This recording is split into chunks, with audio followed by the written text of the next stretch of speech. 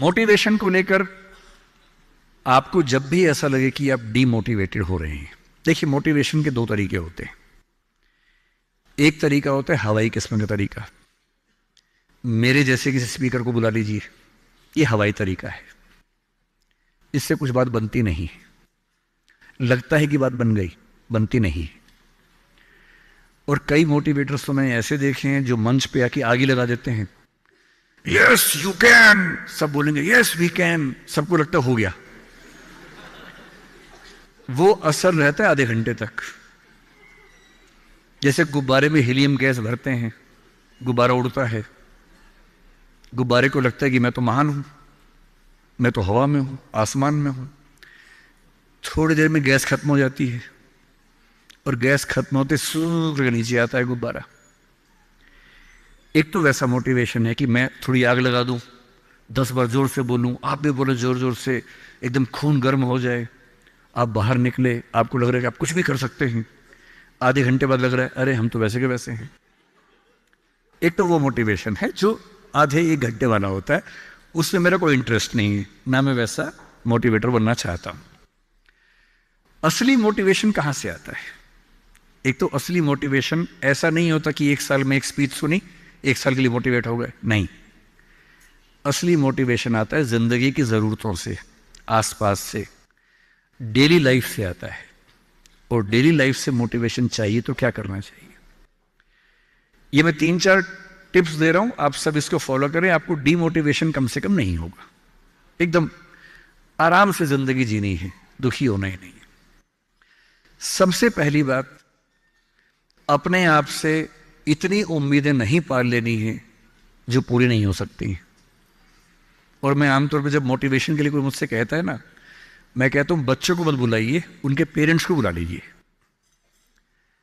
Parents को समझाना ज्यादा जरूरी होता है कि बच्चों से इतनी उम्मीदें ना पाल लें कि बच्चों को जीना मुश्किल हो जाए। पेरेंट्स की एजुकेशन ज्यादा जरूरी है। भाई मैं देखता हूं मेरा बेटा पढ़ने में ठीक है, बहुत तोप नहीं है, मैं चाहता भी नहीं कि तोप बने, ठीक से पढ़ ले, मस्त रहे एकदम। पर हमारे गली मोहल्ले में कुछ बच्चे तोप हैं, उनके माता पिता रात दिन लगे रहते हैं, मम्मी फिर से 10th क्लास कर रही हैं, पापा भी 10th क्लास कर रहे हैं, बच्चा भी कर रहा है, रात दिन माँ बाप भी पढ़ा रहे हैं उसको, बच्चा भी पढ़ रहा है, पूरी फैमिली 10th क्लास कर रही है। और बच्चे के 10th क्लास में 99.8% मार्क्स, उसके बाद भी दुखी, 0.2 क्यों नहीं आए? और हमारे वाला 50 में खुश रहता है कि बहुत आगे, काफी है, इससे ज्यादा क्या करेंगे? अगर आपने बच्चों से इतनी उम्मीदें पाली, इतना कंपटीशन में उलझा दिया, बेटा तुम्हें फर्स्ट आना है, टॉप करना है, 100% लाना है, ये करना है, वो करना है, आपका बच्चा कितना भी टॉप कर ले, वो कभी खुश इंसान नहीं बन पाएगा। और पेरेंट्स के लिए सबसे जरूरी होना चाहिए कि आपका बच्चा खुश रहे, ठीक इंसान बन जाए, आपके बुढ़ापे में आपकी चिंता कर ले, मन ही मन आपसे नफरत ना करने लगे। जब मेरे पास बच्चे अकेले में आके बात करते हैं, कभी कभी रोते हुए बोलते हैं मुझे अपने पेरेंट्स से नफरत है, नफरत। उन्होंने मुझे एक मशीन समझा अपनी इच्छाएं पूरी करने के लिए। मेरा मन था ये करने का, धमका धमका कि ये फील्ड दिलवाई जो फील्ड मेरा स्वधर्म है ही नहीं। मैं रोज पढ़ता हूं रो रो के, मेरा मन नहीं करता पढ़ने का क्योंकि मेरी फील्ड थी ही नहीं। इसलिए आप सबसे कह रहा हूं, हर व्यक्ति हर काम नहीं कर सकता, पर हर व्यक्ति कुछ ना कुछ अच्छा कर सकता है। और वो कुछ ना कुछ अच्छा क्या है? जो आपका स्वधर्म है।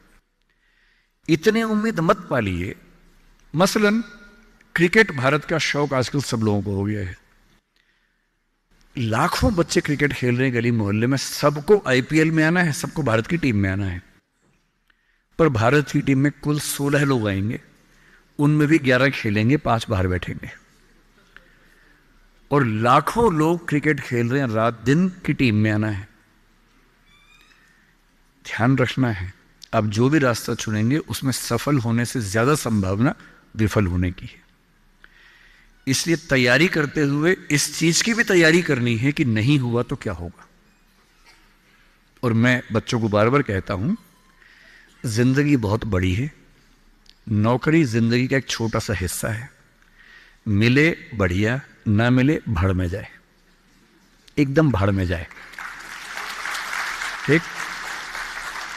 और मैंने खूब देखा है आईएएस आईपीएस बनने के बाद भी कुछ लोग आत्महत्या कर लेते हैं, दुख से, तनाव से, परेशानी से। और मैंने देखा कुछ लोग छोटी सी नौकरी में इतने मस्त मौला होते हैं कि जिंदगी की हर खुशी जैसे उनके पास ही है। अंत में खुश रहना है तो उसके लिए कोई एक नौकरी जरूरी छोड़ना है, मिलेगी तो बढ़िया है, ना मिले तो भाड़ में जाए। तो अपना तकिया कलाम बना लीजिए। तकिया कलाम का मतलब अपनी एक पंच लाइन बना लीजिए, अपनी एक मिशन स्टेटमेंट बना लीजिए कि ताकत लगाएंगे पूरी, पूरी ताकत से कोशिश करेंगे कि जो मैं चाहता हूं, जज बनना है, पॉलिटिशियन बनना है, आईएएस बनना है, जो बनना है बनूं, उद्यम करना है उद्यम करूं, स्टार्टअप करना है स्टार्टअप करूं। पर नहीं हुआ, कोई पूछे ना अगर नहीं हुआ तो बोला भाड़ में जाए। क्या हो गया नहीं हुआ तो कुछ और करेंगे, तू नहीं कोई और सही, कोई और नहीं कोई और सही। ये इंसान के बारे में नहीं, अभी नौकरी के बारे में है। ये नौकरी नहीं तो कोई और नौकरी सही, कोई और नौकरी नहीं तो कोई और नौकरी सही। ऐसा क्या है, हजार ऑप्शन है। तो खुद से उम्मीदें कम। दूसरा, अपने आसपास 3-4 लोग ऐसे रखिए जो कायदे के लोग हो। आपके जो दोस्त होते हैं ना, जो सबसे अच्छा दोस्त है वो पूरा दोस्त नहीं होता, थोड़ा सा दुश्मन भी होता है। हर दोस्त और दुश्मन का पैकेज होता है। वो आपसे जलता भी सबसे ज्यादा है, लेकिन दोस्त भी है। आपके राज रखता है। आपके पेरेंट्स को वो सब नहीं बताता जो पेरेंट्स पूछते हैं उससे, क्योंकि आप भी नहीं बता रहे उसके पेरेंट्स को। एक म्यूचुअल अंडरस्टैंडिंग है। लेकिन जब दोस्त ऐसा होता है ना कि दूसरा दोस्त सफल हो जाए तो हमें जलन होती है, ईर्ष्या होती है, जो कि नेचुरल है। दुखी नहीं होना है। कोई दोस्त आपको पूछे अगर मैं सिलेक्ट हो गया तो नहीं हुआ तो जलन होगी, झूठ मत बोलना हाँ होगी, नॉर्मल है, सबको होती है, मुझे भी होगी। लेकिन इतनी नहीं होगी कि मैं तेरे खिलाफ कुछ काम करना चाहूं। थोड़ी होगी, ह्यूमन बीइंग हूं, ह्यूमन साइकोलॉजी है, तो मैं उससे कैसे बच सकता हूं। अपने आसपास 3-4 ऐसे लोग रखिए जो जनरली पॉजिटिव रहते हों, मनहूस ना हो। यह दुनिया मनहूस लोगों से भरी हुई है। आप कुछ भी करने लगेंगे, आप कहेंगे मैं सोच रहा हूं कि अपना काम शुरू करूं, लोग कहेंगे अरे पागल मर जाएगा, अरे पागल, तेरे खानदान में किसी ने किया आज तक, अरे तेरे बस की बात नहीं है, अरे छोड़ दे, तुझसे होगा ही नहीं, मैंने पहले ही कहा था नहीं होगा। इन मनहूसों से दूर रहिए। ऐसे 2-4 लोग जो थोड़ा पॉजिटिव हों और सोच समझ के सलाह दे। जैसे आप कहें कि मैं सोच रहा हूं कि मैं आईएएस की तैयारी कर लूं, आपका दोस्त कहेगी देख भाई मैं तेरे साथ हूं, सपोर्ट करूंगा, लेकिन ये 3-4 बातें हैं, पहले सोच लो। इन बातों पे अगर ठीक लगे तो आगे बढ़ो, क्योंकि लंबी स्ट्रगल है। हाँ, स्ट्रगल करोगे तो मैं साथ में हूं, कोई दिक्कत नहीं आएगी। तीसरा, छोटे छोटे टारगेट्स, छोटा छोटा कंपटीशन जीवन में रखिए। एक लंबी यात्रा एक झटके में नहीं होती है, बहुत छोटे छोटे टारगेट से पूरी होती है। जैसे मैं रोज 8 घंटे पढ़ूंगा, आज मुझे इतना सिलेबस कर लेना है, उतना कर लीजिए। एक टाइम टेबल बना लीजिए। टाइम टेबल हमेशा पूरा नहीं होता है, वीक में 5 दिन पूरा हो जाए सही है, 2 दिन नहीं होगा। क्योंकि इस उम्र में क्या होता है कि 5 दिन पढ़ लिए, 6 दिन जा रहे थे, किसी को देख के अच्छा लग गया, अब उसी की याद में खोए हुए हैं, पढ़ाई नहीं हो रही है। तो वो भी करना है ना, इंसान बने रहना है, मशीन नहीं बनना है।